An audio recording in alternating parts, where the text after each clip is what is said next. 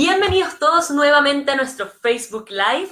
Hoy tenemos a la gran Valentina Bravo, psicóloga especialista en adolescentes, que nos va a hablar de este tema medio extraño, que los padres se están enfrentando hoy en día, que es criar a un adolescente en el siglo XXI. Todo un desafío. Acá va a estar transmitiendo en vivo. Ustedes pueden hacer sus preguntas y comentarios en el video, pueden dejar likes, dejar corazones, comentarios, compartir, para que todos vean el conocimiento que hoy nos va a entregar Valentina. Valentina, bienvenida. ¿Cómo estás? Muchas gracias, muy bien. Qué bueno. Vamos a partir con algo un poco más global, que es, ¿qué significa como desde tu especialidad el ser adolescente o estar en la adolescencia? Bueno, la etapa de la adolescencia es amplio, ¿ya? No tiene un punto de partida tan concreto, ni menos un punto de finalización tan completo, ¿ya? Sobre todo este último. Los inicios de la adolescencia podríamos marcarlos en lo que se llama como la pubertad, ¿ya? La pubertad se inicia en las mujeres alrededor de los 11, 12 años, con las primeras como caracteres sexuales secundarios, en los hombres alrededor de los 12, 13 años. Esos serían como los inicios de la adolescencia, ¿ya? Y después podríamos marcar, por así decirlo, una fecha de término que es mucho más difusa, porque la fecha de término de la adolescencia tiene más que ver con logros como psicológicos, emocionales, familiares y sociales, más que con logros a nivel, por así decirlo, biológicos, físicos, etc. Entonces podríamos decirlo, antes se fechaba, por ejemplo, hasta los 21 años. Eso hoy día, sobre todo pensando en que esto tiene como en el título ya siglo XXI, podríamos decir hasta los 27 años incluso, 30 años incluso, porque tiene que ver con conseguir algo, con que se dé fin a cierto tránsito, por así decirlo, que implica la adolescencia. Perfecto, como que se ve con la madurez, ¿o no? ¿Se relaciona con la madurez que tiene la persona? Sí y no. Podríamos como pensar la adolescencia como un periodo en que el niño ya empieza a salir del mundo infantil, se empieza como a despedir del país de la infancia, ¿ya? En donde los padres eran el referente total del niño, Claro. En donde toda la vida del niño giraba en torno al mundo familiar, al colegio, sí, en el fondo a su familia extendida, y para empezar a salir al mundo, a crecer, a diferenciarse, los pares, el afuera empieza a tomar como la mayor preponderancia.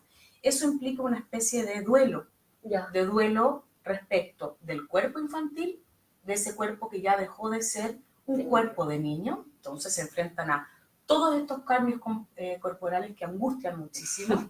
Se enfrentan a quedar en el fondo sin las identificaciones, sin esas representaciones que tanto los sostenían de niños, y tienen que encontrar otras nuevas.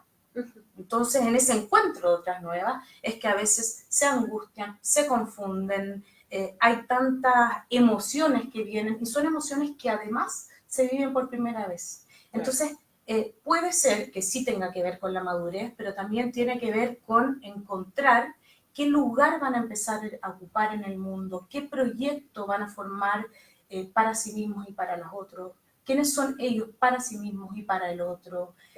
Tiene que ver con la madurez, sí, pero también tiene que ver con qué emblemas de identificación, por así decir, van a abandonar, pero cuáles van a construir. Y eso es un trabajo que sin duda es difícil, es angustioso, es fascinante, sí, puede ser muy entretenido también, pero sí también puede conllevar mucha angustia, quizás también mucho descontrol del que vemos, mucha impulsividad, que dentro de un contexto, si lo queremos llamar más normal, es esperable. Perfecto. Entonces ahora, como también dijiste, el título dice siglo XXI. ¿Es lo mismo ser un adolescente hoy que haber sido un adolescente hace 20, 30, 40 años atrás? ¿Esta sensación del encajar o lo que uno tiene que hacer es distinta con todo este tiempo que ha pasado? Yo como que lo dividiría la respuesta como en dos partes.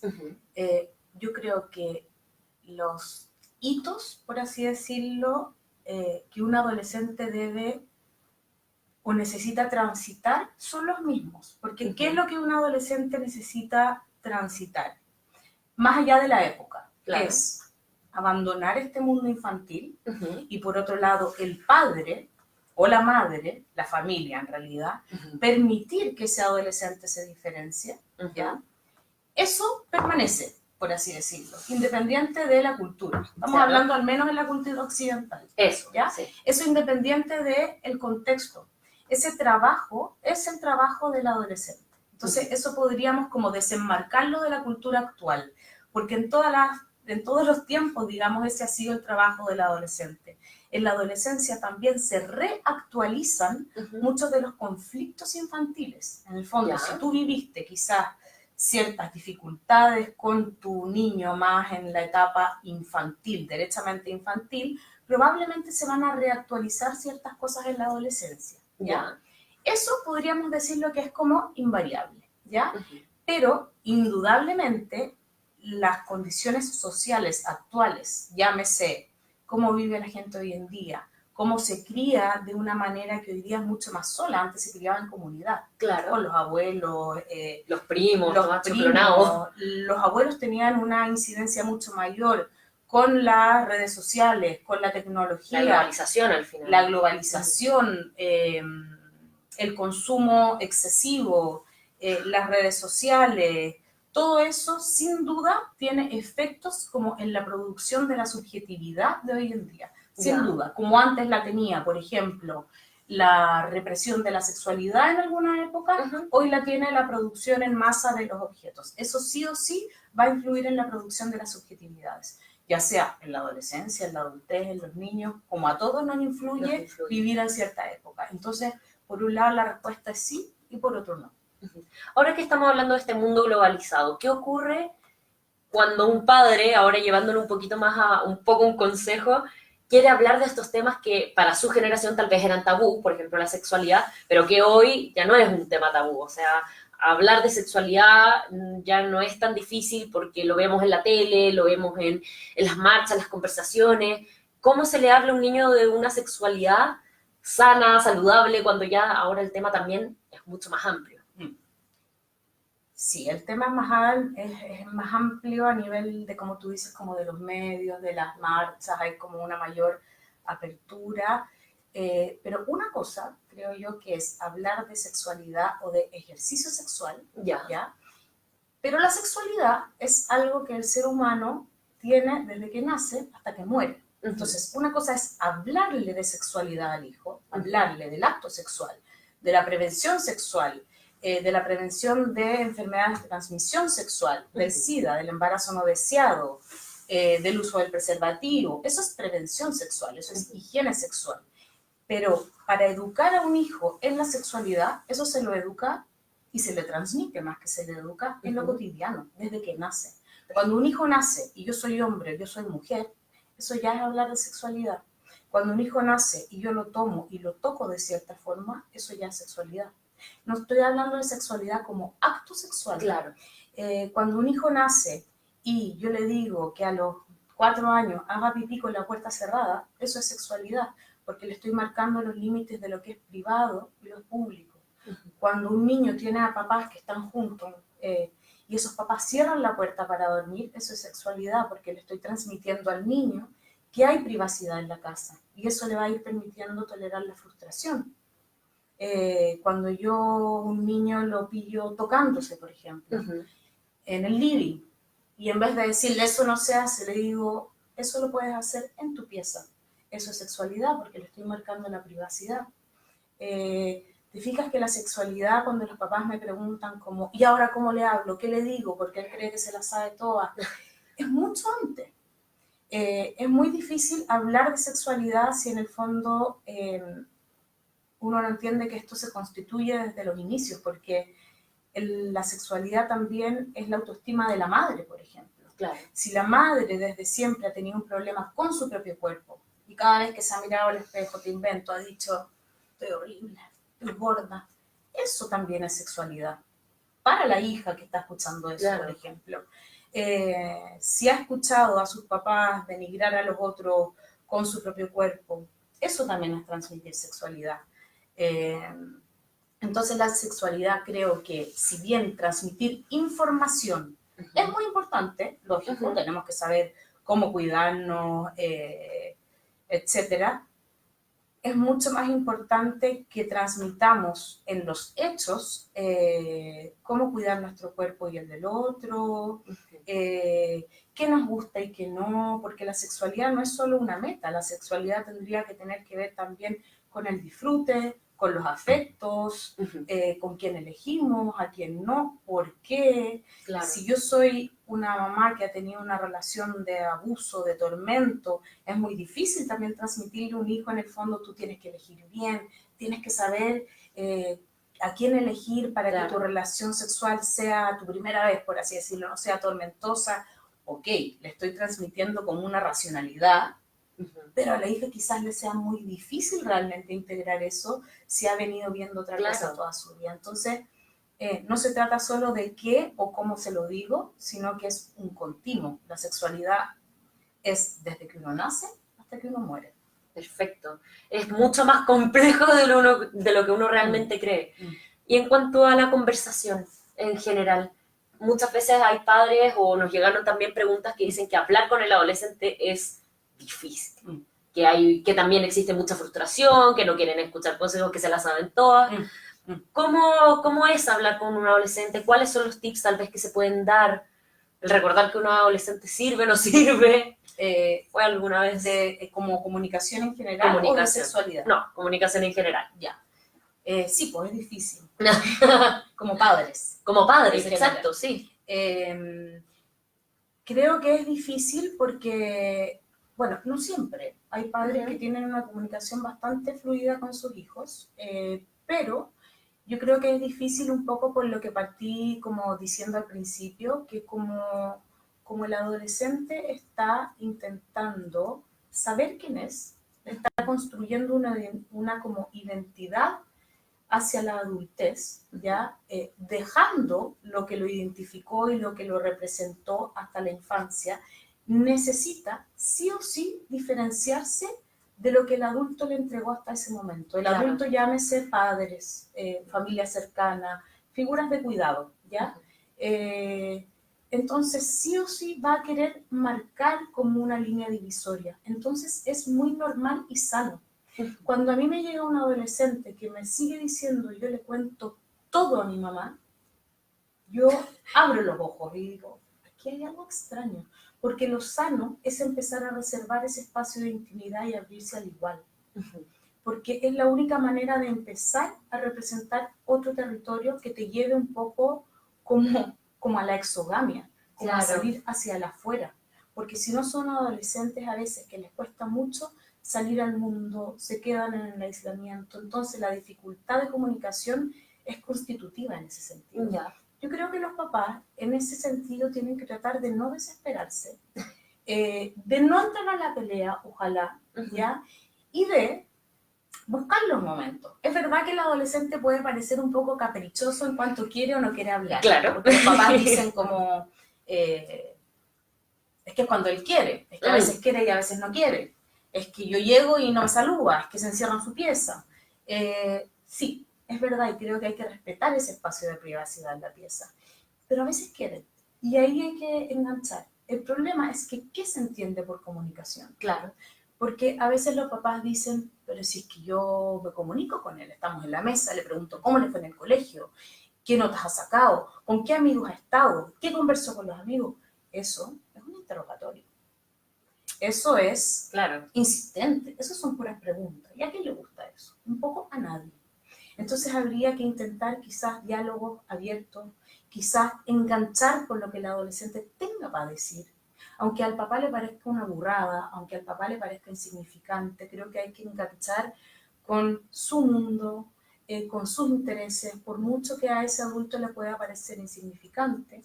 Muchos adolescentes efectivamente se sienten poco tomados en cuenta porque sienten que lo que ellos tienen para decir son cosas de la edad.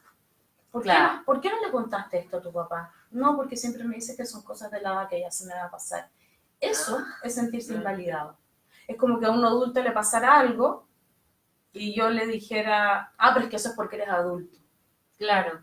¿Qué Es sentiría normal eso? sentirse así porque es el Eres mundo adulto. adulto. Oh, pasa igual. Entonces hay que Pasa. validar un poco lo que le está pasando, hay que pensar que ellos lo están viviendo por primera vez. Claro. Entonces para ellos no es inválido que, te voy a inventar, que una Sí. espinilla sea lo peor que les Que le ha pueda pasado estar en la pasando. vida. Eso Claro. es lo que les pasa. Entonces, no es que tengamos que validar que eso sea lo peor, pero escucharlo. O sea, no hay que decirle, pero si es una tontera, ya, pasemos a otro tema. Entonces, Sí. hay que pensar como en los dos lados, por así decirlo. Y ahora estas señales, porque él llega, se encierra, no me habla. Últimamente ha habido, desde que salió esta serie, no sé, 13 Reasons Why, el tema del suicidio adolescente ha sido mucho más constante. De hecho, nosotros también escribimos una nota para el newsletter de la clínica, la pueden buscar ahí en la página web, que habla sobre el suicidio adolescente, pero ahondando un poco más en este tema. ¿Cómo se vive ahora? ¿Cómo lo ven los adolescentes, los padres? ¿En qué se tienen que fijar? ¿Cómo hablarlo también? O sea, experiencia personal, un amigo mío en la adolescencia también se suicidó, nunca hablé de eso. Entonces, ¿se habla, no se habla? ¿Cómo se habla? Sí, ahí es súper importante, creo yo, como diferenciar como la necesidad de aislamiento y privacidad del adolescente en su casa como una señal normal, De sana, adolescencia. necesaria, porque están resguardando su espacio, su privacidad, su necesidad de diferenciación. Y, por otro lado, claramente hay ciertas señales y cuando ya estamos hablando de alguien deprimido, se manifiestan otras cosas. O sea, cuando uno ve un cambio de conducta radical, cuando la persona deja de disfrutar lo que antes sí le causaba disfrute, cuando deja de hacer lo que hacía, cuando se realmente encierra en su pieza, digamos, y se encierra y deja de salir, presenta desgano, aislamiento social, no tiene ganas de hacer nada, de ir al colegio, y podemos ver que está francamente deprimido, ahí no podemos cerrar los ojos. Uno, como adulto o como padre, le cuesta mucho pensar que eso puede derivar en el suicidio, digamos. O sea, es algo tan impensable para un padre pensar que un hijo puede suicidarse, porque yo creo que es la experiencia más impensable y reproducible en cuanto al sufrimiento, que uno lo ve como muy lejano. Pero yo les diría, sin generar miedo, temor o paranoia, que hay que estar súper atento, mirar a los hijos, observarlos, escucharlos, ver cómo están, porque esto pasa mucho. Y pasa mucho más de lo que sale en los diarios, pasa mucho más de lo que sale en las noticias. Los niños, los adolescentes, más que niños, necesitan hablar de esto. Hay un porcentaje que a mí me parece súper relevante, que 8 de cada 10 personas que se suicidan, después de haber cometido el suicidio consumado, digamos, hablaron de que se querían suicidar. Piensen, 8 de cada 10, o sea, casi todos. Casi todos dijeron. Dijeron. ¿Qué quiere decir eso? Que quisieron pedir ayuda. Eso no significa que los que estaban alrededor no querían ayudarlo porque no estaban interesados. Claro. Es tanta la angustia que uno no escucha, uno dice, no, si son cosas de la edad, no puede estar diciéndolo en serio. Porque además el adolescente tiene tanta cercanía con el tema de la muerte que en general en su lenguaje dice, no, yo me mato si me pasa eso. Sí. No, me suicido si no llega no sé cuánto a la fiesta. Claro, ay, me quiero matar. Me quiero matar. Entonces, sí. Uno lo banaliza, pero 8 de cada 10 personas han pedido ayuda. Entonces, un mito muy importante respecto del suicidio es que hablar del suicidio con la persona que ha manifestado deseos de morir va como a incentivar que esa persona se mate. Todo lo contrario. Hablar del suicidio hace que la persona se sienta escuchada, se calme y de que estamos escuchando su necesidad de ayuda. Entonces, hablarlo y pedir ayuda sí o sí. Lo mismo con la sexualidad. Hablar de sexualidad no hace que el adolescente vaya a meterse con todo el mundo. Todo lo contrario, lo calma, la información calma, la incertidumbre angustia. Entonces, hablar, pedir ayuda y mirar, observar al hijo, sea la edad que tenga, digamos. Observar también, digo, observar a la pareja, al hijo, a los que nos rodean, a uno mismo. También. El uno mismo también debe ser súper difícil. En cuanto al adolescente de hoy en día, tienen que ver mucho y está muy relacionado también con las redes sociales. Ujú. ¿Cuál es el rol que juegan las redes sociales en el adolescente? Porque algo que también nos pasa mucho como comunicadores, los periodistas, es que esta red social parece algo privado, pero en verdad es público, todo eso es público. ¿Cuál es la relación que juega esto con los adolescentes ahora? Como un tercer brazo. Claro, sobre todo ahora que existen, no soy esto, yo no tenía idea, me siento muy vieja, pero estos packs, los packs los adolescentes son como estas nudes que se mandan por redes sociales. Existe de todo. ¿Qué es Y eso? cada día cosas como exactamente nuevas. Nuevas. Hay que pedirles explicaciones porque son expertos en Sí. Dios. Yo creo que, bueno, sí, como quizás a grandes rasgos, porque efectivamente uno se va enterando de cosas nuevas y como que se nos hace inabordable. Claro, como agua. Yo creo que lo que buscan en las redes sociales es aceptación, validación, reconocimiento y sentir que se pertenece a un lugar. Uh-huh. Que podríamos decir se asemeja un poco a lo que buscan en los pares. Pero la red social da un tema de admiración, anonimato, poder mostrar una parte de ti mismo que te ofrece ilusoriamente que no habría una falla, entonces hay algo más fascinante ahí. Aceptación, validación, reconocimiento. Pero yo dividiría como el uso que se le da a las redes sociales, porque por una parte están como las personas que usan los videojuegos. Claro. Por otra parte están las que, no quiero generalizar, pero un poco más las mujeres que usan como las redes sociales, todos digamos, claro, ¿ya? Sí. Pero estoy muy generalizando más hacia la red social, Instagram, un poco más la imagen. Y por otro lado están que se da en los púberes un poquito más o un poco más chicos, 9 años, los YouTube. Claro, YouTube y lo audiovisual. Y de ahí pasan a esto otro. Yo creo que si la persona tiene una vida que va más allá de eso, que tú ves que además de esto hay amistades reales, digamos, reales, porque tangibles. No es que el otro sea irreal, pero exacto, reales, tangibles, corporales. Está aquí, lo invita a la casa. Exacto, exacto, lo invita a la casa, por ejemplo, tú como padre los conoces, etcétera. Ok, es algo que no podemos tapar el sol con un dedo, no, que no use redes sociales, imposible. Pero si esa red social se está ocupando como un sustituto del vínculo, como una escapatoria del vínculo, bueno, yo creo que sí ahí hay que poner ojo, pedir ayuda. Muchas veces también las redes sociales sirven como para practicar un poco lo que viene en el afuera. Yo he tenido pacientes que en el fondo son, por ejemplo, muy inhibidos en el afuera, con mucha dificultad de comunicarse, de hacer amigos, pero son líderes, por ejemplo, de Fortnite, pero líderes, digamos, que forman los grupos, que congregan, que son líderes interpaíses.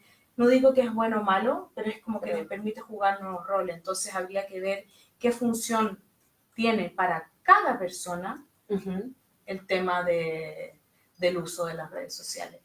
Sí, todavía no está dentro de los manuales de los trastornos el tema de la adicción, pero sí definitivamente hay personas que están generando adicciones en términos de que ya hay abstinencia cuando no se tiene el tablet o el celular. Claro, sí.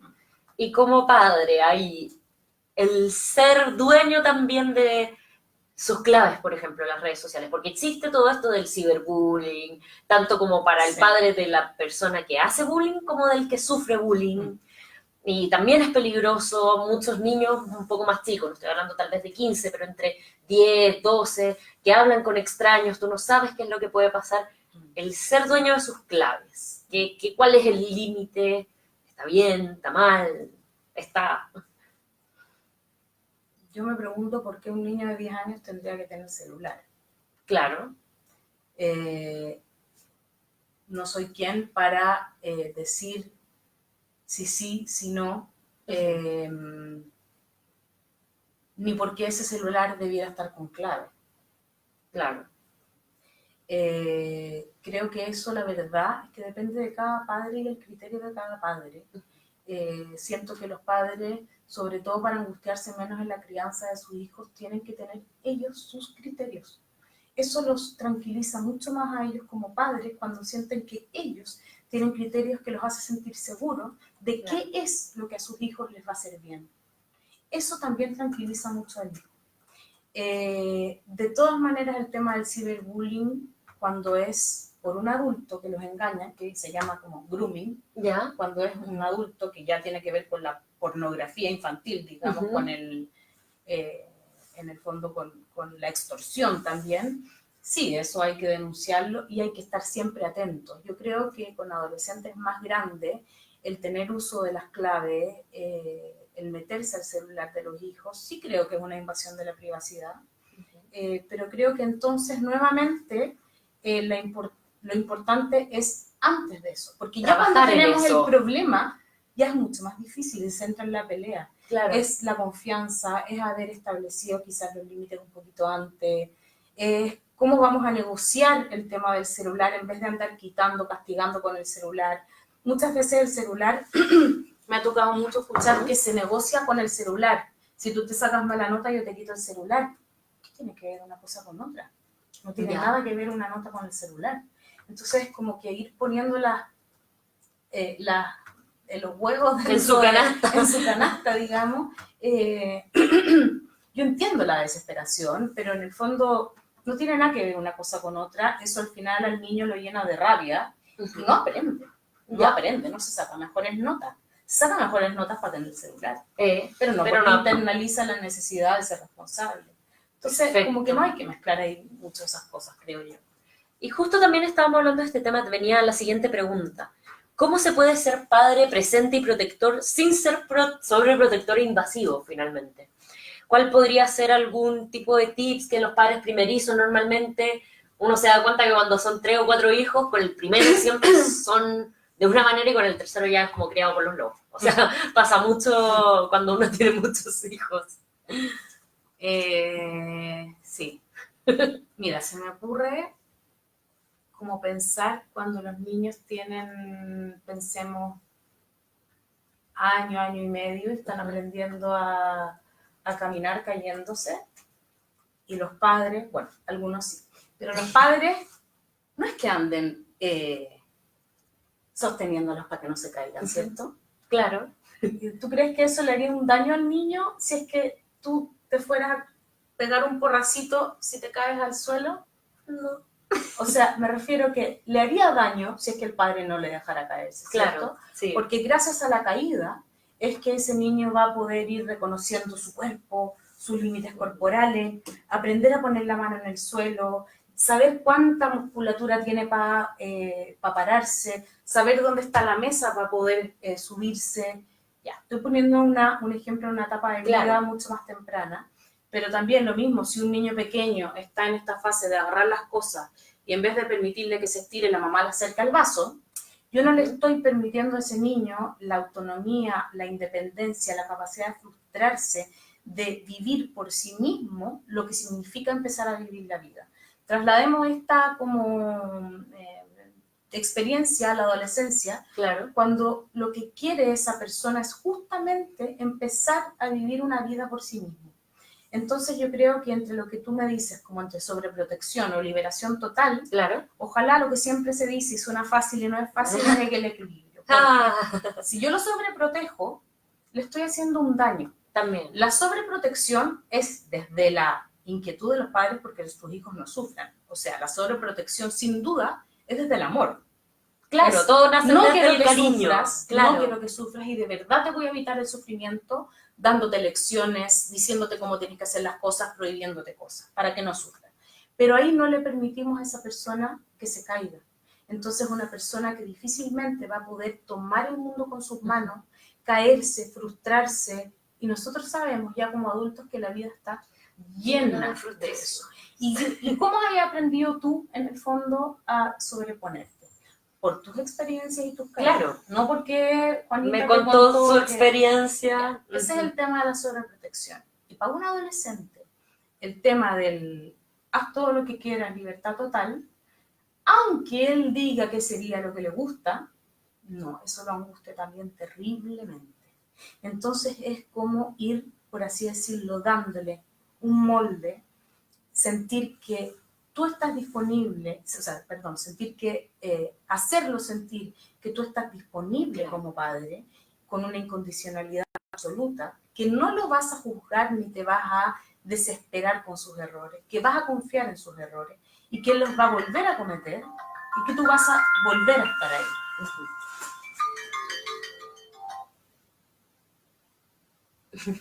Disculpe, no hay problema.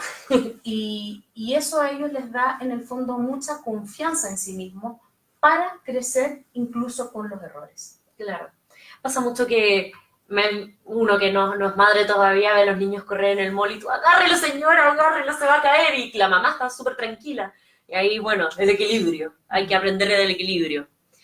Estábamos hablando también cuando hablamos de las redes sociales, este tema de que muchas las mujeres también ocupamos esta red social Instagram, que tiene mucho que ver con la imagen corporal. O sea, pasa mucho que hoy las modelos, el canon de belleza, ¿cómo se pasa eso a una persona común, corriente, con frustraciones, con otro prototipo de cuerpo, que puede llegar a sufrir algún tipo de trastornos también? ¿Cómo reconocerlos? ¿Cuándo saber si es un problema o una etapa? ¿Existe esto de ser solo una etapa?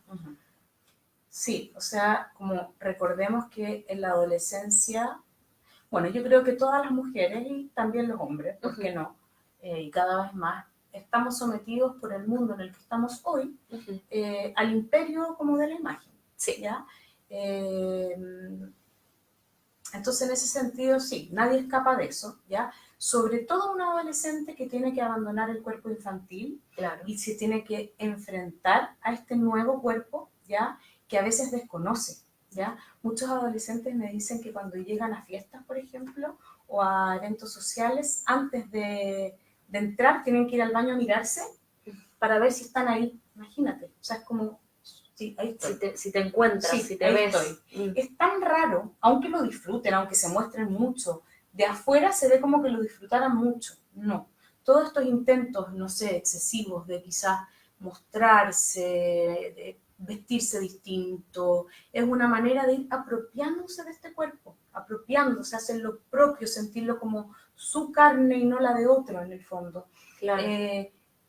Entonces, obviamente va a haber una mayor preocupación, preponderancia del cuerpo, más angustia corporal, claro, que mi pelo está para acá, entonces que la foto me va a salir para acá y voy a repetirme 200.000 fotos para que esto no...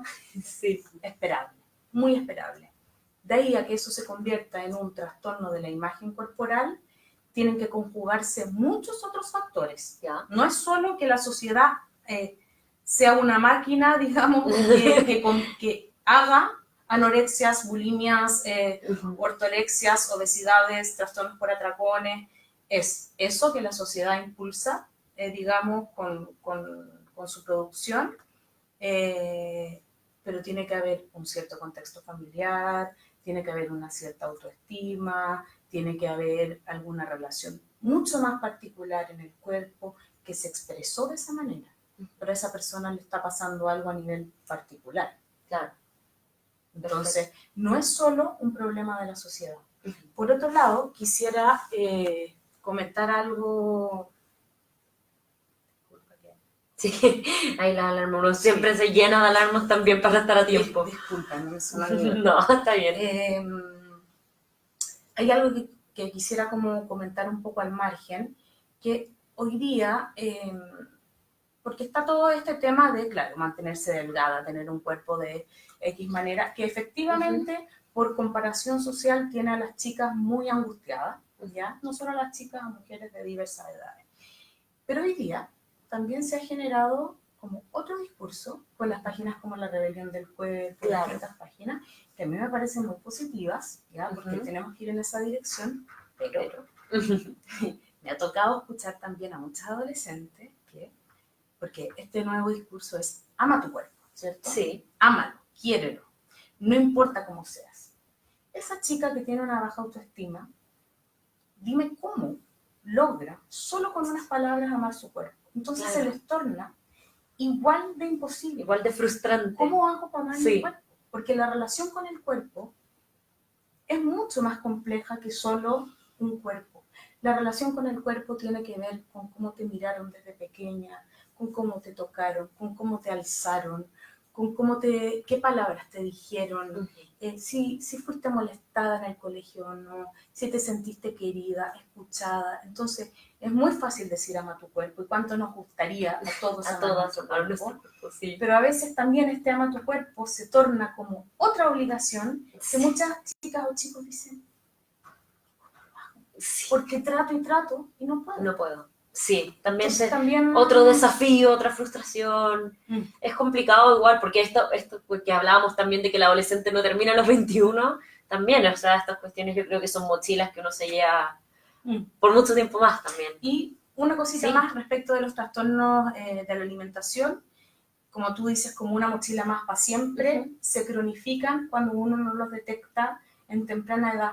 Entonces, es súper importante también que los padres o cuidadores estén atentos, porque cuando una chica o chica cambia la forma de alimentarse, empieza a restringirse, empieza a botar comida, deja de querer comer con la familia, empieza a adelgazar, cambia el tipo de ropa que usa, empieza a mentir en relación a la comida, se hace vegetariana. Digamos, cuando se juntan todos estos factores, ojo, ojo, porque podemos tener un inicio. Claro. No quiere decir nada necesariamente, pero ojo, porque si esto se detecta tempranamente, podemos evitar un trastorno de la alimentación. Hablando también de eso, cuando se detectan estas cosas, ¿cuándo llevar a mi hijo al psicólogo? ¿Tengo que esperar a ver estas señales para llevarlo? ¿Se lleva antes? Esto también es como una, entre comillas, medicina preventiva. ¿Cómo es este rol con un psicólogo? A mí me ha llamado como gratamente la atención que en los últimos años muchos y muchas les pregunto en general a la primera consulta entran los padres o la madre o el padre con el chico o la chica y les pregunto por qué vienen, por qué están acá, qué los trae acá y me dicen porque ella quiso venir, ella o el hija, digamos, el adolescente. El adolescente quiso venir. Entonces están consultando por iniciativa propia cada vez más. Eso significa que el adolescente tiene menos el estigma que los adultos de que el psicólogo o el psiquiatra es como para los locos. Claro. Lo digo porque eso es un estigma chileno. Existe, sí. Muy chileno, mucho más que en otros países. Bueno, eso por un lado. Y por otro lado, sí, yo creo que es súper importante que los papás miren, escuchen a sus hijos y si ven, no sé, algún cambio de conducta que les preocupe, que no se haya solucionado con la conversación, cuando venga una relación un poquito más dañada ya desde que son chicos, entonces que les sea muy difícil en la adolescencia establecer límites, diálogo, momentos entretenidos, de humor, de entretención en familia. Yo creo que puede ser un buen momento para consultar, ojo, sin llevarlos obligados. Ya. Si el adolescente no enganchó realmente en 3, 4, 5 sesiones, uno no puede amarrar a alguien. Entonces tiene que ser desde un acompañamiento, no desde una imposición. Y eso también de que, bueno, uno que ha ido a terapia, elegir también el psicólogo también es clave, o sea, porque le fue mal con uno no significa que le vaya mal con otro. Exactamente. Claro. Exactamente. Sí. Que uno que de repente no conoce tanto las terapias entiende que también es un proceso a largo plazo. Es un proceso y cuesta ir al psicólogo. Sí. No es ir a una fiesta, digamos, ir a hablar del dolor, de lo que no funciona, de lo que en la vida se nos escapa, de lo que nos desagrada de nosotros mismos y del otro. Entonces quizás es estar dispuesto a abrir cierto dolor, pero para conocernos más, para que algo empiece a andar, para que algo que está estancado empiece a moverse. Entonces, al final es bastante enriquecedor. Perfecto, vamos a responder un par de preguntas que están en los comentarios, a ver si nos puedes ayudar un poco, ¿vale? Jorge dice, hola, mi hijo tiene 10, a un mes de cumplir 11, y está mañoso, taimado, exaltado, amargado, y no sé cómo afrontarlo. ¿Me puedes ayudar? Difícil, ¿no? Cuando estos como síntomas, por decirlo de alguna manera, son tan comunes, es sufrir, o sea, no sé si sufrirlo, pero enfrentarlo como padre o está bien igual empezar a buscar ayuda desde tan temprano. ¿Está bien? Mira, voy a responder como de manera súper general y no me atrevería a decir nada específico porque no sé nada como del niño y del padre. Él debe ir en sexto, quinto básico, Sí. que es el inicio de la pubertad. Entonces es el inicio de la aparición de los caracteres sexuales secundarios, de una erupción hormonal, el inicio de la masturbación, el inicio del enigma de la sexualidad. Claro. Es muy común si el niño está mal genio, aislado, extraño, pueden estar pasando muchas más cosas. Entonces, por eso no me atrevería a decir ni tranquilo, ni anda al psicólogo, porque no tengo ninguna referencia, pero es muy común a esa edad. Creo que como padres y adultos hay que respetar esos espacios, tener mucha paciencia, escuchar cuando el niño quiera hablar, hacerlo sentir acogido, no decirle lo desagradable que estás, está insoportable. Por favor, no decir que está al lado del pavo. Ah, la típica. Que anda idiota. Porque todo eso, ¿qué le va a generar? Más idiotez, más irritabilidad.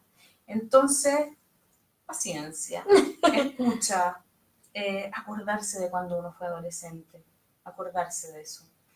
Uno se olvida, porque uno no está en contacto con eso. Entonces, con calma, respetar esa privacidad, enganchar con algo que le gusta al niño, si les gusta el fútbol, la música, algo, aprovechar ese espacio, permitirle el crecimiento. Quizás él es el primer hijo, el primer hijo, digamos. Entonces, quizás para los padres también es muy difícil aceptar que un hijo crezca. Claro. Es dejarlo ir, comillas. Entonces, sí, es difícil. Acá Francisco nos pregunta, ¿cómo podemos llevar la situación cuando nuestros hijos tienen amistades que pueden perjudicar su comportamiento? Esto es típico que uno dice así como no te juntís con ese niño que es malo o no le gusta a los padres. El hijo eligió a ese amigo y ese amigo eligió al hijo. No podemos meterlo.